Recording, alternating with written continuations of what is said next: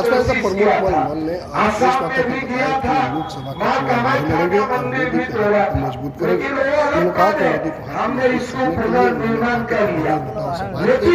इसके बाद ये फैसला लिया कि लोकसभा चुनाव पर नहीं लड़ेंगे और जनता की सेवा में लगे रहेंगे। सुनते हैं प्रेस वार्ता के दौरान ने क्या कहा है।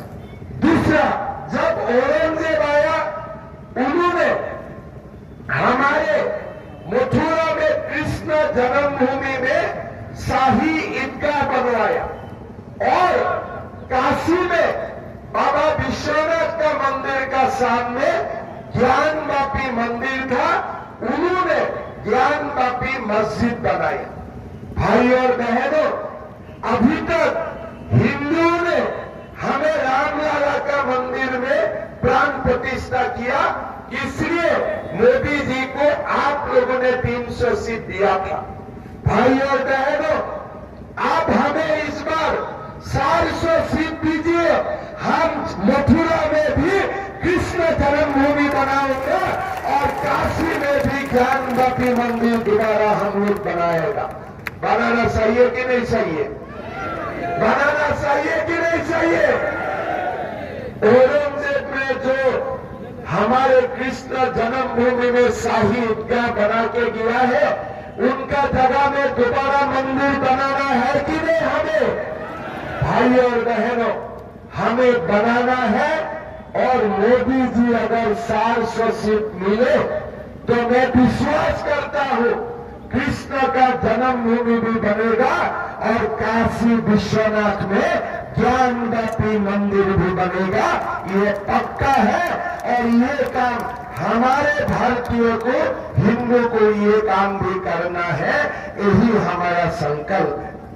भाई और बहनों, आप लोग सब जानते हैं, मैं मेरा भाषण का शुरुआत में ही डॉक्टर राजेंद्र प्रसाद का नाम उल्लेख किया। डॉक्टर राजेंद्र प्रसाद, बाबा साहेब अम्बेडकर ने हमें एक संविधान दिया जो हमारे लिए भागवत गीता जैसा, धर्म ग्रंथ जैसा ही है।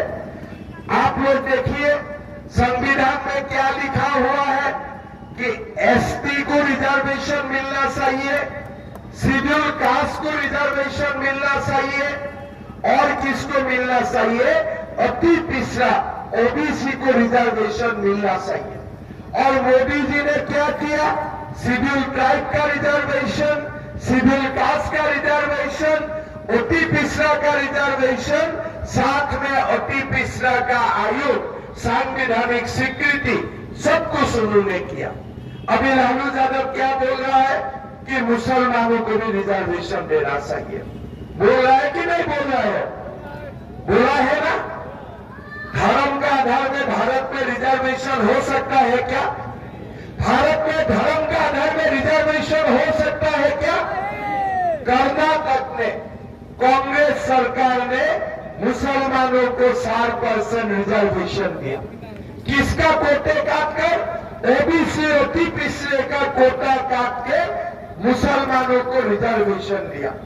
आंध्र प्रदेश में मुसलमानों को रिजर्वेशन दिया।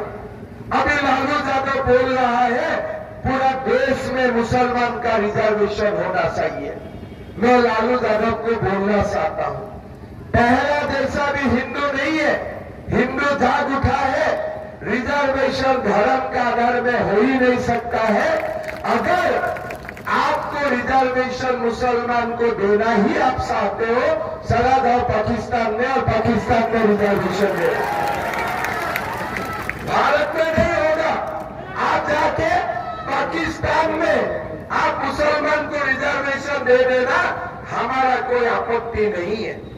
भाई और बहनों, आप लोग सिवान में भी देखा होगा और मैं असम में भी हर दिन देखता हूं, एक एक मुसलमान व्यक्ति 4 शादियां कर लेते हैं। वो सब लोग नहीं, जिसका चाहते हैं 4 शादियां करता है। कैसे शादी कर सकता है? अगर एक पत्नी को आपने धर्म पत्नी मान लिया तो दूसरा क्यों शादी करेगा? तीसरा क्यों शादी करेगा? चौथा क्यों शादी करेगा? वो मां का दिल में क्या गुजरा होगा उसको भी तो आपको सोचना चाहिए।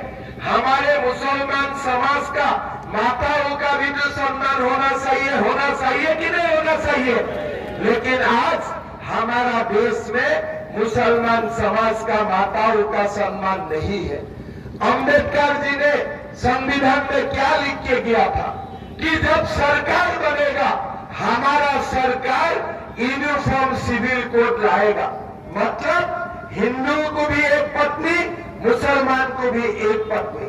हिंदुओं का बेटियों को भी पिता का संपत्ति में अधिकार मिलेगा, मुसलमान का बेटियों को भी पिता का संपत्ति में अधिकार मिलेगा। मतलब हिंदू का जो कानून होगा मुसलमान का वही कानून होगा। लेकिन कांग्रेस ने कानून बनाया नहीं। अब हमें सार से सीट दीजिए, हम देश में यूनिफॉर्म सिविल कोड बनाऊंगा, ये भी हमारा संकल्प है।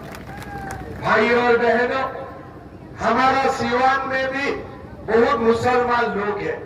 हमारा असम में 36% मुसलमान है और मैं हमेशा मुसलमान का बीच जाता हूं। जब मीटिंग होते हैं ना, मैं स्टेज में नहीं रहता हूं, मैं पूरा मुसलमान का बीच जाके बैठता हूं और मैं उनको समझाता हूं, भाई बेटा बेटियों को मदरसा में मत भेजो, बेटा बेटियों को मदरसा में मत भेजो। थोड़ा पहले मेरा ऊपर नाराज हुआ था, फिर मैंने बोला कि भारत को मुल्ला चाहिए कि डॉक्टर इंजीनियर चाहिए। बोले नहीं, भारत को डॉक्टर इंजीनियर चाहिए। मैं बोला तो मुल्ला बनाने वाला दुकान बंद हो जाना चाहिए कि नहीं हो जाना चाहिए? तो मुल्ला बनाने वाला दुकान बंद होना चाहिए कि नहीं होना चाहिए? बोले नहीं साहब, आप तो ठीक बोला है। मैं असम में एक ही झटका में 800 मदरसा बंद कर दिया।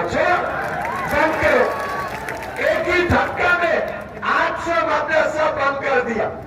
पहले तो लोग मेरा ऊपर नाराज था, भाई मदरसा बंद कर दिया। अभी धीरे धीरे समझने लगा। मैं बोला देखो, हमारा काम मुल्ला बनाने का नहीं, हमारा काम डॉक्टर इंजीनियर बनाना, ये हमारा काम है। आप लोग अच्छा काम में आ जाओ। आज असम में धीरे धीरे मदरसा कम हो रहा है, धीरे धीरे कम हो रहा है। हमने 700 सरकारी मदरसा एक ही दिन में बंद किया। अभी हमारा असम में एक नेता था बदरुद्दीन अजमल, बोले नहीं, हम चुनाव जीतने से दोबारा मदरसा बनाऊंगा। मैं बोला ना तुम चुनाव जीतने वाला है, ना तुम मदरसा बनाने वाला है, और सपना छोड़ दो। ये मोदी जी का भारत है, पहला वाला दिन भूल जाओ। अभी राहुल बाबा, इंदिरा माँ तुम्हारा साथ नहीं है। अभी ये नया भारत है और ऐसा काम करने का तुम्हें इजाजत कभी भी नहीं मिलेगा। भाई और बहनों, हमारे जो कश्मीर थे एक थे, हमारे जो कश्मीर है वो एक थे। जब हमारा देश का स्वाधीन हुआ, नेहरू जी का गलत कारण के लिए कश्मीर 2 टुकड़ा बन गया। एक भारत में रह गया, एक पाकिस्तान में चला गया। लेकिन हम हमेशा मानता हूं कि वो भूमि हमारा है। 1972 में इंदिरा गांधी ने जब प्रधानमंत्री था, भारत का सेना ने पाकिस्तान को हरा दिया था। हम हो सकते थे उस समय, पाकिस्तान को हम बोल सकते थे कि तुम्हारा लोगों को हम भारत से मुक्ति नहीं करूंगा जब तक तुम हमें वो कश्मीर नहीं दे देते हो। लेकिन इंदिरा गांधी ने तुष्टीकरण के लिए पाकिस्तान से वो वाला कश्मीर लेके नहीं आए। भाई और बहनों, आज 1 महीना में पाकिस्तान और कश्मीर में हर दिन आंदोलन चल रहा है, या तो हमें आजादी दे, नहीं तो हम भारत में हमें जाने का अनुमति दे। भाई और बहनों, मोदी जी को एक बार सांसद सीट दीजिए, हम वो वाला कश्मीर को भी भारत लेके आऊंगा, ये भी हमारा गारंटी है। भाई और बहनों, ये नया भारत है, ये नया भारत है। पहला वाला भारत आप भूल जाओ, जो भारत में बोला गया था कि संपत्ति का पहला अधिकार मुसलमान का होगा। नहीं, हमारे संपत्ति का पहला अधिकार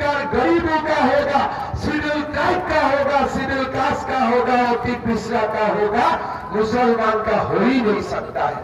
भाई और बहनों, आज मोदी जी सभा में बोल रहा है, कांग्रेस पार्टी ने क्या किया था, हमारा सरकार में अगर 100 रुपया होगा 15 रुपया मुसलमानों को दिया जाएगा। सरकार ऐसे चलता है क्या? सरकार ऐसे चलता है क्या ये रास्ता में खाली मुसलमान जाएगा, हिंदू नहीं जाएगा? ये स्कूल में मुसलमान पढ़ेगा, हिंदू नहीं पढ़ेगा? ऐसे समाज चल सकता है क्या?